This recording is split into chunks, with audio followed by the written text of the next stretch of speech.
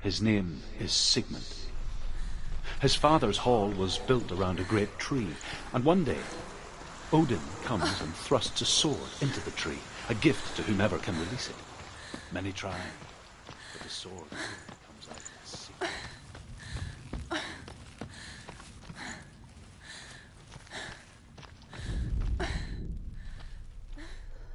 Death for Sigmund and his brothers seems certain. But the king's wife is Sigmund's sister, and she begs for mercy and implores the king to chain them up instead. He agrees. Not for mercy, though, but because he plans an even more cruel and lingering death. Chained to a tree in the forest that night, a she-wolf comes and devours one of Sigmund's brothers. She returns, ravenous, night after night, until only Sigmund is left. The next day, Sigmund's sister sends a servant with honey to smear on Sigmund's face. But to what end? Well, that night, when the she-wolf appears again, you'll never guess what happens.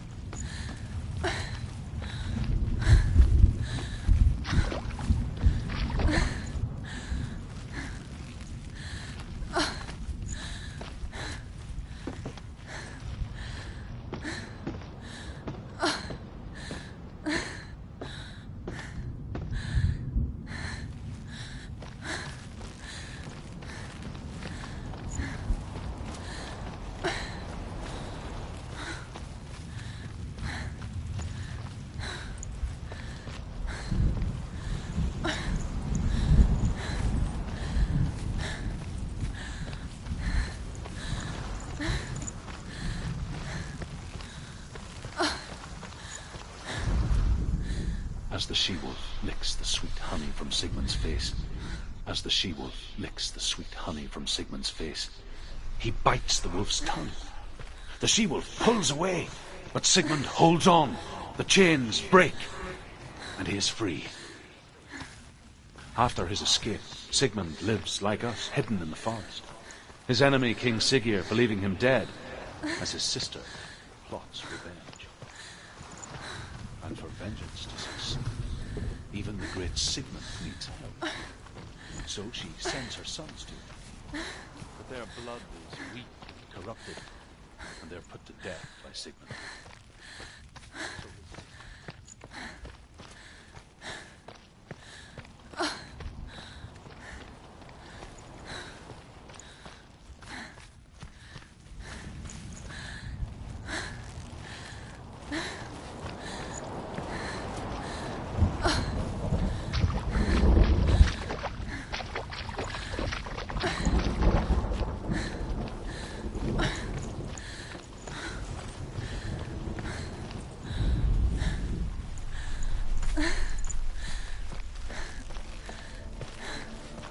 Day after day, watching from afar, she mimicked him, perfecting her own secret dance, wishing those fleeting moments of light would stretch out to last forever.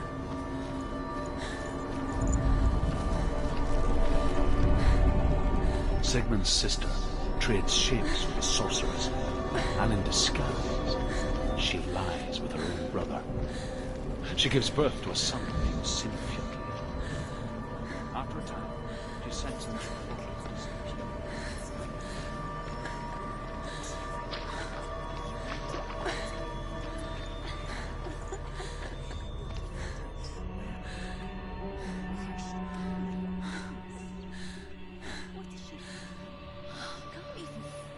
It's just deception. How does he so effortlessly court the world and bliss? If only she could do the same. See the world through eyes anew and dance with it, just like he does.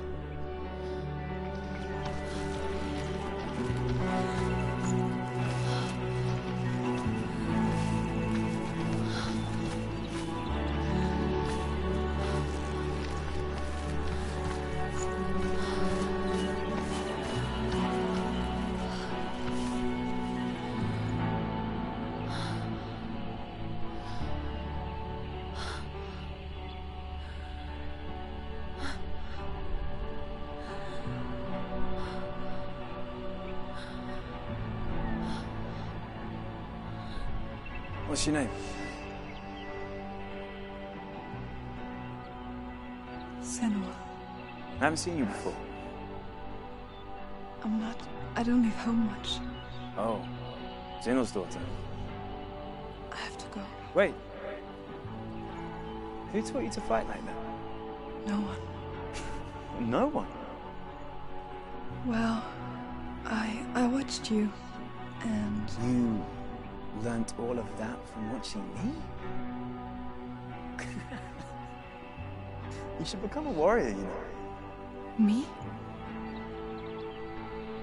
I'm Dillian. I'm here for the warrior trials. Just come and watch. And bring your sword. You can't put it into words. That moment when you look into the eyes of the one who's supposed to reassure you, make you feel safe. It only takes an instant. Fear swallows you before you have a chance to make sense of it. And darkness becomes a part of who you are. You killed him. But her world changed the day the Northmen took him from her. Senua knows that there's no going back to how things were. That there's nothing to go back to at all. Stay still, stay quiet, hide, don't tell her. Their gods can see into your mind. They will use this power to destroy you. They won't stop me. I can still feel it. Whatever's left of him, they will never let him go. I'm not gonna let him rot here! You're the one rotting here. Leave me alone! You will die here. No! And all your suffering will have been for nothing. Shut up!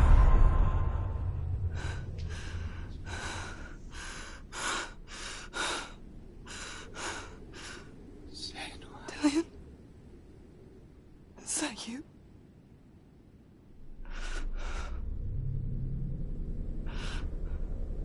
I'll find you, my love. I promise.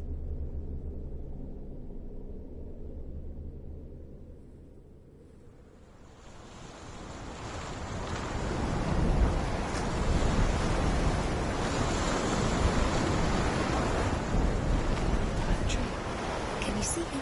You want to believe it. Is he not real? Is he there? You're alone in these mountains. Is that Dillian? Nothing lives here.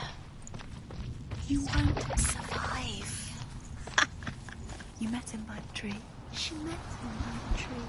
Maybe it's a sign, the tree. What's he trying to tell you? He's waiting for you by the tree.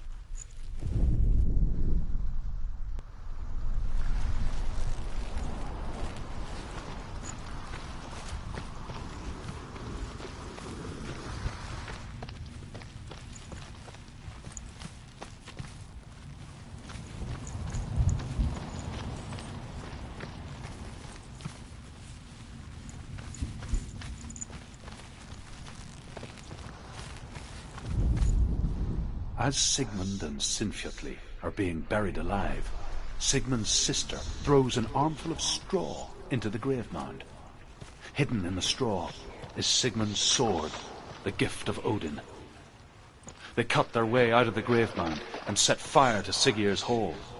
The king burns to death. Sigmund calls to his sister to come out so that she may live and be honored. She does.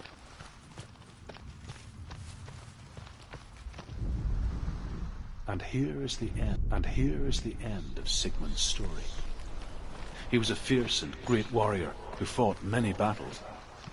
But one day, an old man came onto the battlefield. Although shadowed by a hood, Sigmund saw that he only had...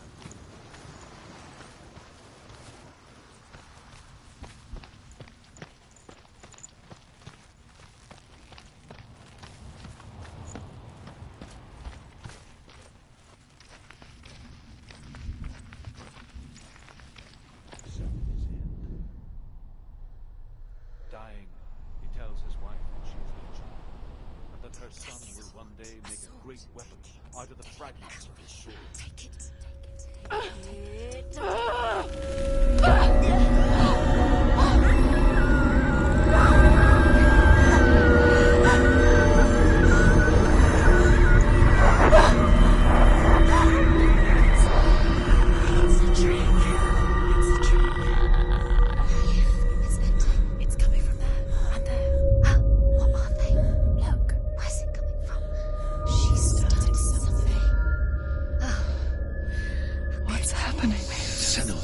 Imagine a sword that can slay gods. Its name is Gramr. It was forged by the god of all Northmen, Odin, and gifted to Sigmund, a great warrior. I need this sword. It's important. Can you help me? The sword appears whole, but it is an illusion. It shattered into shards long ago. It is said a great warrior can reforge Gramr by answering the trials of Odin, one for each shard. The roots of the Tree of Death will take you to new lands, where you will face the trials. Go to the shard. Go to the shard. Go to the shard. What's the shard? Find it. Where is it? Find it. There it is. Focus. There's the shard. Focus. Focus. Use your eyes. Look. Get closer. What can you see? A king in the north forced the dwarves to make a sword that would never fail and never rust, and that would slice through iron and stone and bring victory to its bearer. But the angry dwarves cursed it.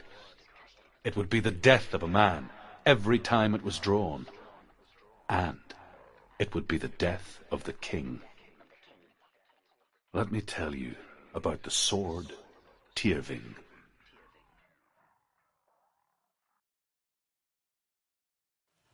I don't recognize this place. Where are we?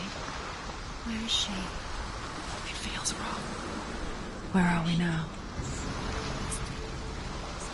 Burial mound. So strange that we go to such lengths to bury death. Something so very ordinary, inevitable. It's as if we conspire to hide death, because we have no answer for it. But when it comes, and forces itself onto our friends or loved ones, then comes the reckoning. Feel the dead in the air. You can feel the dead. Do this. Down the other. Go in. Talk to go in. Take the torch. It's too dark. Take it. This will help you. Careful. You have to be able to see.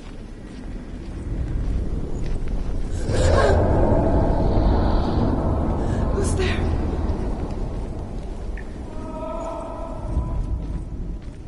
Dillian, I'm here. I'm here for the trials. Like when we first met, remember?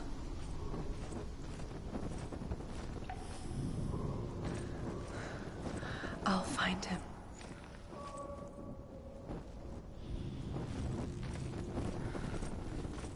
What was that? Did you hear that? Nothing. Was that voices? It's the voice of the dead. Not Dillian. Dillian's calling to you. Can you hear him? Where is he? He sounds like he's getting... Senua, you remind me of a story that the Northmen tell about a young woman warrior. Her name is Hervor, the daughter of a berserker, born after he was killed. She's a wild, willful child who teaches herself to fight with weapons. When she learns where her father is buried, her only desire is to reclaim the treasure buried with him, but above all, the sword, Tyrving. She has to keep going. If you go down there, no one can see. I can hear him. It's too scary. To join a band of warriors, Hervor disguises herself as a man to join a band of warriors, and soon becomes their leader. When they come to the island where her father is buried, her men do not want to go ashore. They say that evil haunts the island, and that it is a worse place by day than other places are by night. Fearless, she lands alone. There are many grave mounds, and all of them have ghostly flames burning over them. She comes to the grave mound of her father after passing through these ghostly fires, as though they were mist. The flames I passed through were real enough. Damn the Northmen to hell.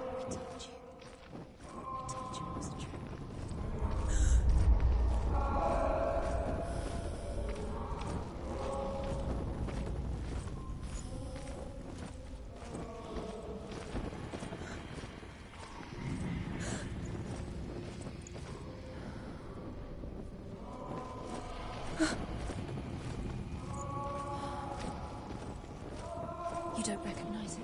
Don't doubt yourself, you'll never find it. She doesn't recognize it. Yes, you do. You know where you are. She doesn't. Listen for his voice. Listen. Dillian, where are you? Listen for his voice. Dillian. She can't.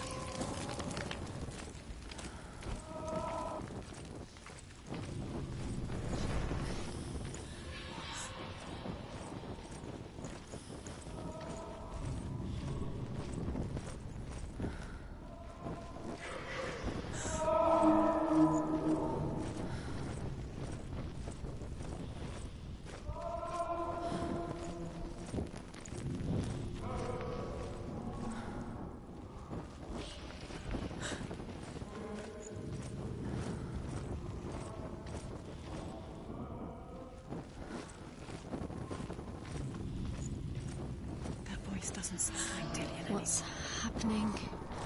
It's not him, it can't be. What's that sound? The voice is changing. Within the burial mound, Herver calls on her father to wake from death and bring her his sword. She says that it is not seemly for the dead in their grave mounds to bear valuable weapons. Her father answers with words of warning. You go to your doom. Baleful runes surround you. You have gone mad. You have lost your mind. Your thoughts are confused. It is dangerous to wake the dead. Like I said, she reminds me of you.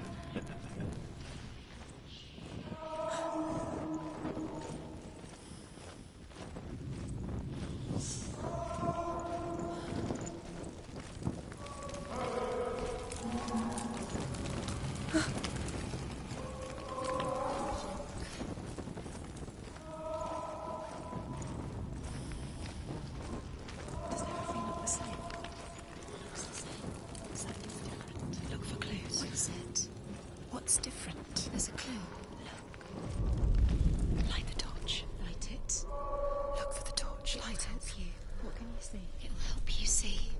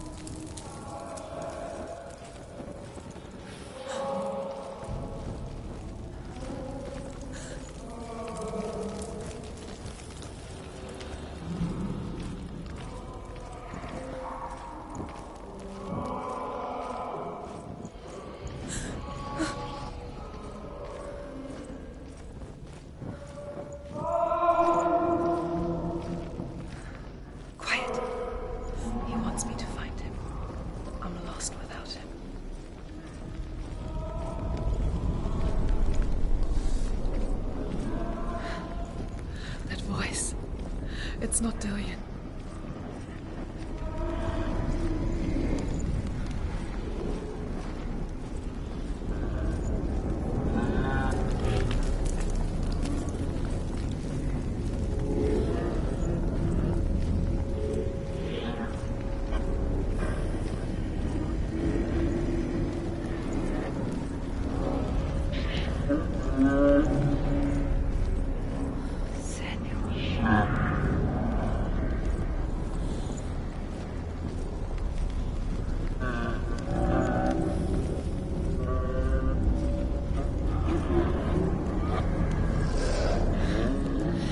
Wants me to face my fears.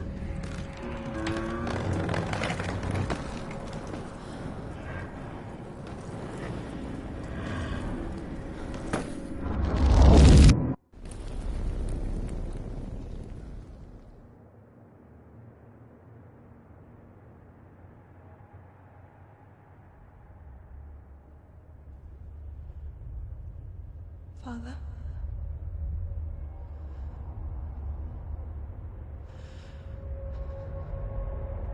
I'm leaving. I've decided. I think it will be good for me.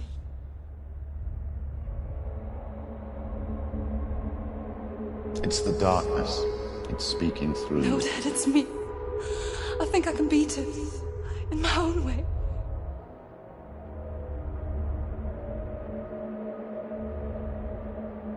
I can see the darkness in your eyes, child. I met a boy. Boy. The chieftain's son. No. He said he could help me. It's a trick. He said I could be normal. Normal? Yes. No boy is going to save you.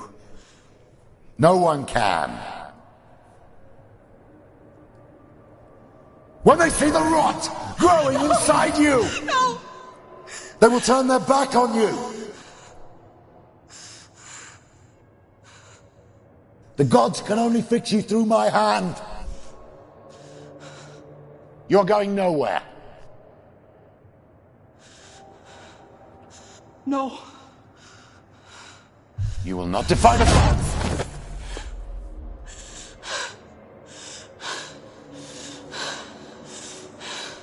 Come, child, take my hand. Come. Senua. I am leaving! You cannot escape the darkness. Your curse will make everyone suffer. You will have blood on your hands!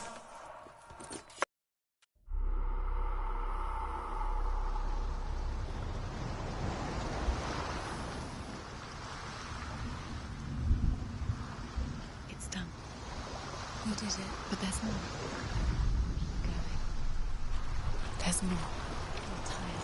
You have to keep going. There's still more. It's always hard to do. It's not going to be easy. You're getting tired. Can you do another one? It's too much. Have you got the energy? She hasn't got the energy. No. Too much to do.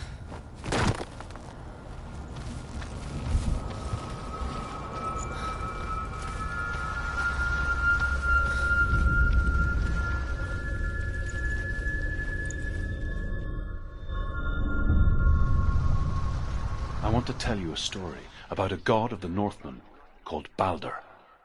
The second son of Odin. He was beautiful, good, and wise. He was fair of feature, he spoke fair words, he gave fair judgments. Light shone from him. Only good things were told of him. Yet he was the first of the gods to die.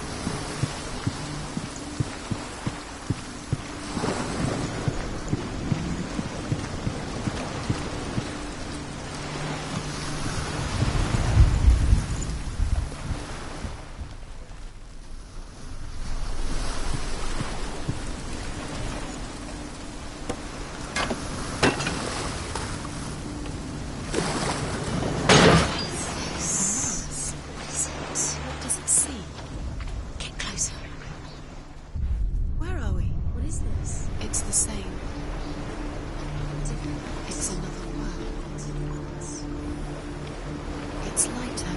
It's nicer. I like it here. Can we stay? Let's stay here. It's safe here. It's calm here. It's light here. It's nice. The bridge. It's not broken. It's fixed. What happened? The bridge is fixed. Let's cross it. The Northmen tell this story about the death of Baldur. It begins with dark dreams. Night after night, Baldur dreams of his own death, and the gods fear for his life. So Baldur's mother makes everything in the world: fire, water, iron, and stone. He's close. He loves you. Calling you. Dillian. Dillian, wait. Dillian.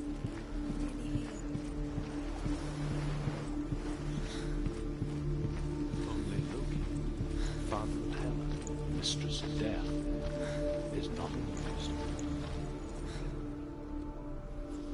Try harder. She can't. The gate. She can't. She can't. She will. She'll find a way. She will.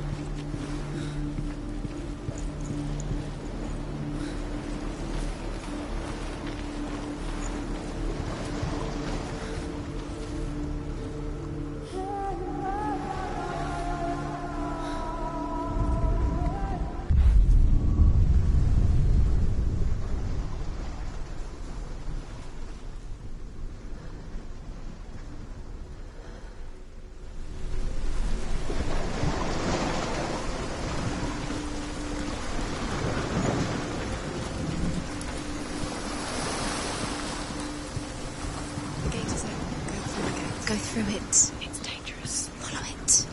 What's behind the gate? Where will it take you? It's not safe.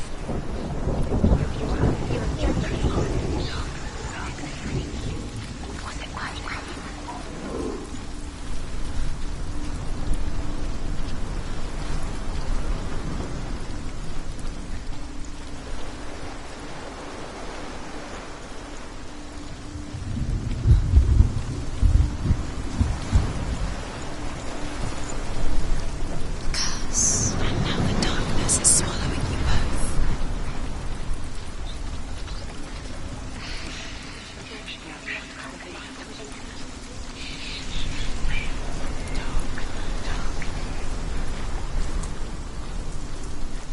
Dillian. There he is. There he is. What are you waiting for? Quick, find a way. Find him. Go. Before he disappears. Dillian, don't lose him. You slip away too many times. You always let him disappear. Dillian, there he is. Quick.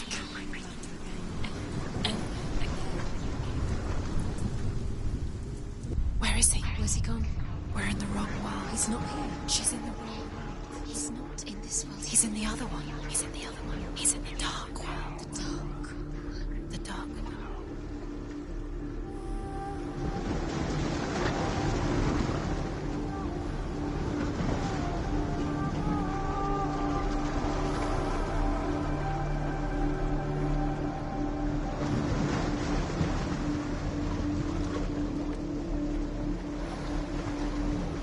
He saw that she was strong.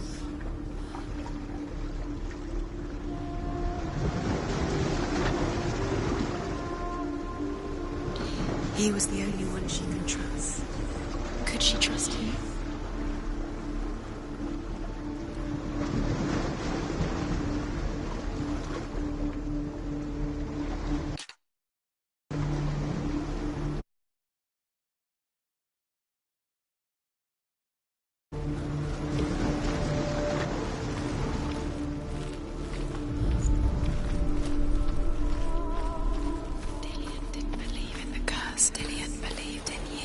The world once seemed so simple. Black and white, darkness and meeting him light. beneath the tree. Narrow dividing lines of our own making. Dillian taught her to see further. To peek through the cracks and see the worlds of colour stretching away from the gloom. And Senua explored new paths into the unknown. He saw who she could be. He saw who she really was. He saw the warrior within. He saw that she was strong.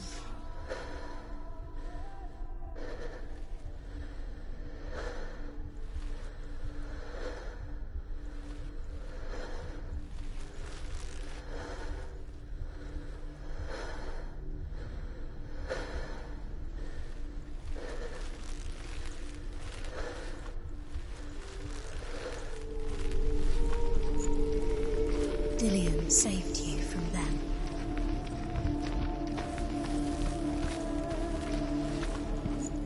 Do you even remember? His love is guiding you.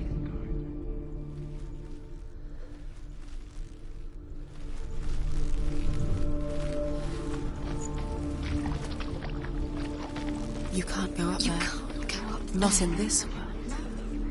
Not in this world. You can't. Do you even remember? His love is guiding you.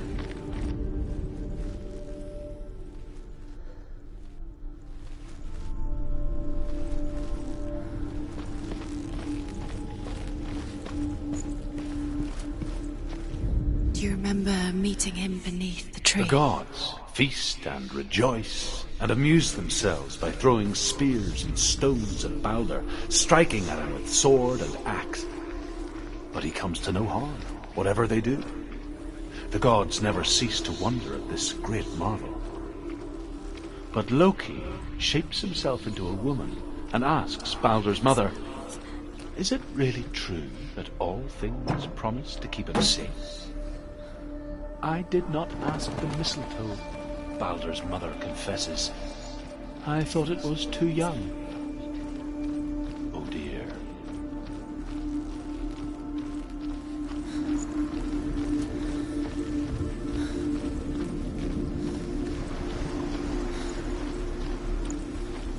What is the reason she's alive at all?